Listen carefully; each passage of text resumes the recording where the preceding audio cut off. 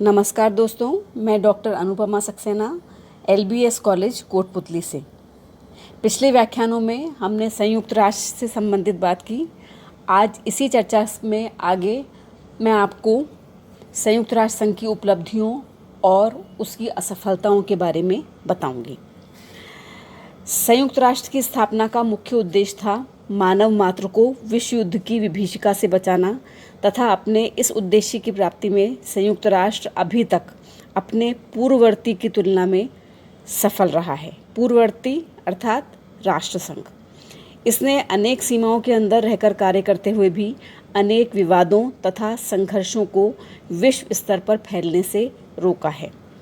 संयुक्त राष्ट्र संघ की उपलब्धियों को अनेक क्षेत्रों में देखा जा सकता है। सबसे पहले हम शांति और सुरक्षा को लेते हैं।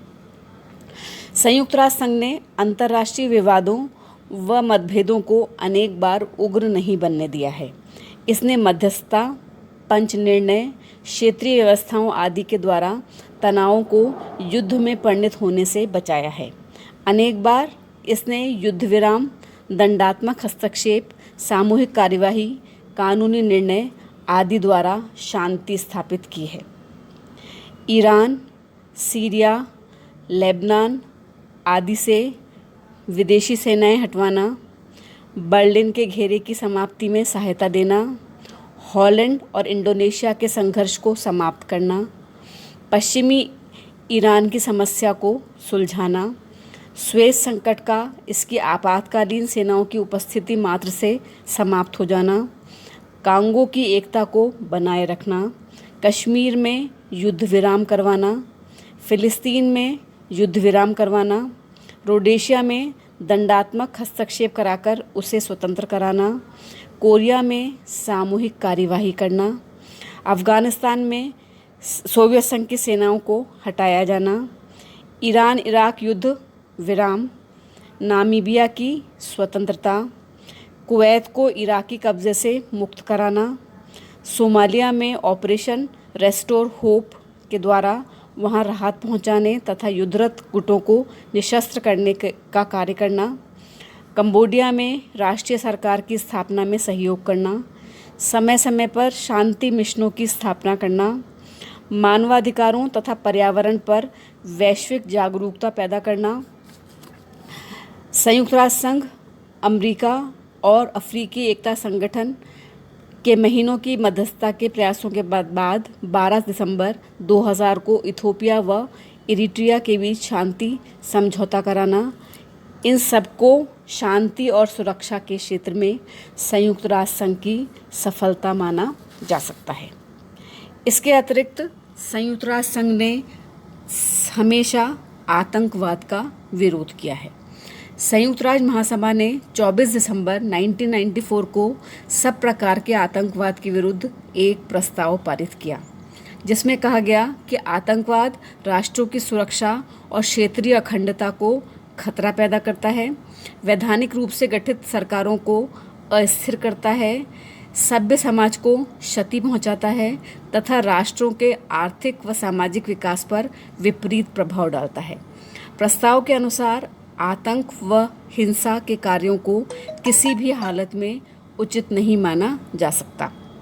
अतः प्रस्ताव विश्व समुदाय से अनुरोध करता है कि वह राष्ट्रीय, क्षेत्रीय और अंतर्राष्ट्रीय स्तरों पर आपसी सहयोग बढ़ाकर आतंकवाद और चुनौती का सामना करें। इस तरह से आतंकवाद के विरोधी के रूप में भी संयुक्त राष्ट्र संघ की महत्वपूर्ण भूमिका मानी जा सकती है। इसके अतिरिक्त संयुक्त राष्ट्र संघ अंतर्राष्ट्रीय संपर्क स्थल भी है। संयुक्त राष्ट्र संघ एक ऐसा स्थल है जहां पर विश्व के विभिन्न देशों से भिन्न भिन्न जातियों, भाषाओं, विचारधाराओं वाले लोग एकत्रित होते हैं, विचार विमर्श करते हैं तथा पारस्परिक सहयोग बढ़ाने का प्रयास भी करते हैं। हैंस कोहन के अनुसार छोटे राष्ट्रों के लिए यह एक इतिहास का प्रवेश द्वार है। तीसरी दुनिया के राष्ट्रों ने अपनी समस्याओं को प्रस्तुत करके इसके मंच का अधिकाधिक प्रयोग किया है। अनेक बार संयुक्त राष्ट्र संघ ने एक सुरक्षा नली का काम किया है, जबकि वाद विवाद, आरोप प्रत्यारोप आदि द्वारा राष्ट्रों ने अपनी भड़ास निकाल दी और अंत में समझौता कर दिया। यद्यपि संयुक्त राष्ट्र के पास कोई कानूनी शक्ति नहीं होती, फिर भी इसमें नैतिक बल आवश्यक होता है जो समस्याओं के समाधान में सहायक होता है। इसके अतिरिक्त संयुक्त राष्ट्र संघ स्वतंत्रता का प्रतीक भी है। संयुक्त राष्ट्र संघ ने साम्राज्यवाद और उपनिवेशवाद को समाप्त करने में बहुत सहायता दी है। यद्यपि यह दक्षिण पश्चिम अफ्रीका के अधिदेश क्षेत्र को न्यास पद्धति के अंतर्गत लाने और उसे स्वतंत्रता दिलाने में सफल नहीं हो सका, परंतु जिन न्यास क्षेत्रों को न्यास पद्धति के अंतर्गत रखा गया था वे सब आज स्वतंत्र हैं। संयुक्त राष्ट्र ने उपनिवेशवाद को अनैतिक और गैर कानूनी घोषित किया है। इस तरह इसे स्वतंत्रता का प्रतीक भी माना जाता है। इसका महत्वपूर्ण कार्य इस क्षेत्र में 21 मार्च 1990 को नामीबिया को स्वतंत्र कराना माना जा सकता है। इसके अतिरिक्त आर्थिक और सामाजिक क्षेत्रों में भी संयुक्त राष्ट्र संघ ने उपयोगी कार्य किए हैं। गैर राजनीतिक क्षेत्रों में संयुक्त राष्ट्र संघ ने अनेक उपयोगी कार्य किए।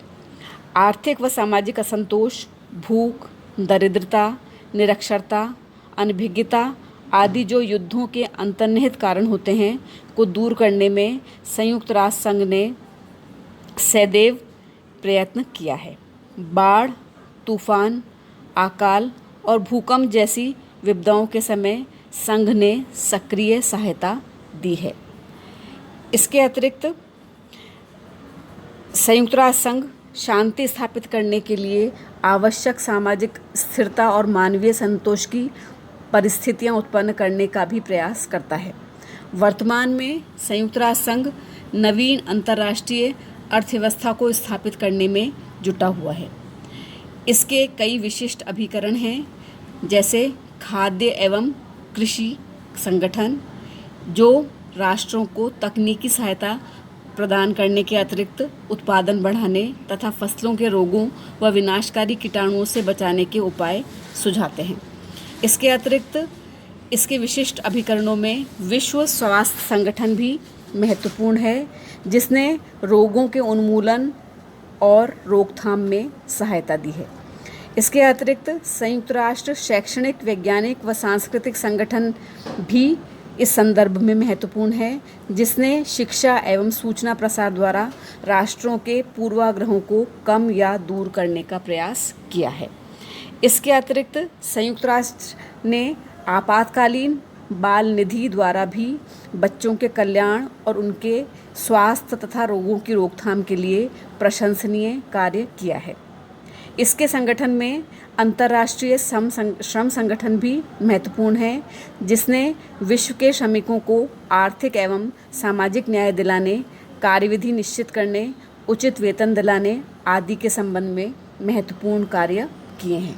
इसके अलावा इसके अन्य अभिकरण भी हैं, जिसमें डाक संघ, अंतर्राष्ट्रीय दूरसंचार संघ, अंतर्राष्ट्रीय पुनर्निर्माण एवं विकास बैंक, अंतर्राष्ट्रीय मुद्रा कोष, अंतर्राष्ट्रीय नागरिक उड्डयन संगठन, विश्व ऋतु विज्ञान संघ, अंतर्राष्ट्रीय वित्त निगम इत्यादि, जो अपने अपने क्षेत्र में महत्वपूर्ण कार्य कर रहे हैं। इन कार्यों के अतिरिक्त संयुक्त राष्ट्र संघ ने अंतर्राष्ट्रीय भावना का विकास भी किया है।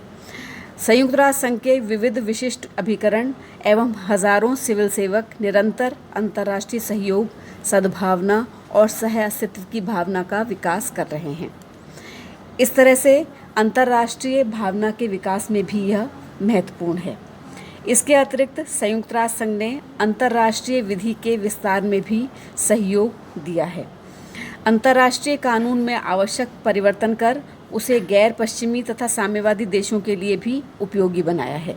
संयुक्त राष्ट्र संघ ने आक्रमण जैसे जटिल शब्दों को परिभाषित किया है और तथा शरणार्थियों के स्तर संबंधी और जाति संहार संबंधी प्रथाओं का भी विकास किया है।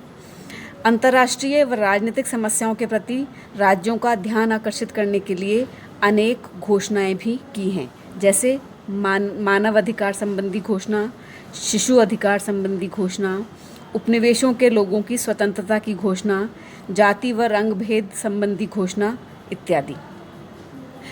इसके अतिरिक्त संयुक्त राष्ट्र संघ ने अणु शक्ति का शांतिपूर्ण कार्यों के लिए प्रयोग के लिए भी राष्ट्रों को प्रोत्साहित किया है।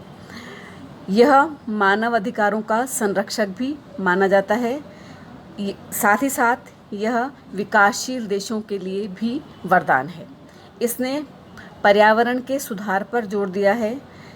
इसके अतिरिक्त 1960 और 70 के दशकों को इसने विकास दशक घोषित कर विकासशील देशों के विकास को प्रेरित किया है। इसने अंकटाड सम्मेलनों को बुलाकर अंतर्राष्ट्रीय व्यापार को बढ़ाने का आह्वान भी किया है। साथ ही साथ इसने दक्षिण दक्षिण सहयोग और उत्तर दक्षिण सहयोग की प्रेरणा भी बनकर विकसित देशों के लिए हित का कार्य किया है। इसके अतिरिक्त संयुक्त राष्ट्र संघ प्रचार मंच के रूप में भी कार्य करता है। इस प्रकार कहा जा सकता है बच्चों कि संयुक्त राष्ट्र संघ की अनेक उपलब्धियां हैं, लेकिन इन उपलब्धियों के साथ साथ संयुक्त राष्ट्र संघ को आंशिक और पूर्ण असफलताओं का सामना भी करना पड़ा है। संयुक्त राष्ट्र संघ की आंशिक असफलताओं में ये कहा जा सकता है कि संयुक्त राष्ट्र संघ को निशस्त्रीकरण, हिंद महासागर को शांति क्षेत्र बनाने, विकसित एवं विकासशील देशों के बीच आर्थिक असंतुलन को कम करने, समुद्री संपदा के उचित दोहन आदि के मामलों में आंशिक सफलता ही मिली है। लेकिन इसको कई क्षेत्रों में पूर्ण असफलताएं भी प्राप्त हुई हैं। जैसे कश्मीर का विवाद, इस समस्या का निदान आज तक नहीं हो पाया है। अरब इजराइल समस्या, यह समस्या अभी भी गंभीर रूप धारण किए हुए है। वियतनाम की समस्या, इस समस्या पर संयुक्त राष्ट्र ने अमेरिकी बमबारी की निंदा तक नहीं की तथा महासभा व सुरक्षा परिषद ने इस पर विचार भी नहीं किया। इसके अलावा चेकोस्लोवाकिया संकट, अमेरिकी बंधकों की समस्या, फॉकलैंड विवाद, हंगरी की समस्या, युगोस्लाविया की समस्या, सोमालिया की समस्या, इराक पर अमेरिकी हमला, ऐसे अन्य कई क्षेत्र हैं जहां पर संयुक्त राष्ट्र संघ को पूर्ण असफलता प्राप्त हुई है। लेकिन निष्कर्ष के रूप में हम ये कह सकते हैं कि यद्यपि यह सत्य है कि संयुक्त राष्ट्र संघ स्थानीय युद्धों को समाप्त नहीं कर सका है, गंभीर अंतर्राष्ट्रीय समस्याओं को पूर्ण या संतोषजनक हल नहीं निकाल सका है, विध्वंसकारी एवं विनाशकारी शस्त्रों के निर्माण पर रोक नहीं लगा सका है, अंतर्राष्ट्रीय पुलिस फोर्स का संगठन भी नहीं कर सका है, आर्थिक क्षेत्र में भी अधिक प्रगति नहीं कर सका है। यह भी सत्य है कि संयुक्त राष्ट्र संघ की सत्ता अनिश्चित है, उसकी वित्तीय स्थिति अस्थिर है और उसका प्रभावकारी शक्ति महाशक्तियों के सहयोग पर निर्भर है। लेकिन इस संबंध में एंथनी पार्सन्स का जो स्टेटमेंट है या जो उसका वक्तव्य है वो महत्वपूर्ण है, जिन्होंने अपनी पुस्तक में कहा है कि संयुक्त राष्ट्र संघ के दोष और कमजोरियां घोषणा पत्र में नहीं हैं और न ही उसके संगठन में हैं, बल्कि उसके सर्वाधिक शक्तिशाली सदस्यों के दोषों में हैं। तो इस प्रकार बच्चों, संयुक्त राष्ट्र संघ को यद्यपि पूर्ण रूप से सफल नहीं माना जा सकता, लेकिन इस बात से भी इनकार नहीं किया जा सकता कि इसने विभिन्न क्षेत्रों में अपना विशिष्ट योगदान दिया है। इस व्याख्यान में मैं आपको इतना ही बताऊंगी। अगले व्याख्यान में मैं आपको भारत और संयुक्त राष्ट्र संघ के विषय में बताऊंगी। धन्यवाद।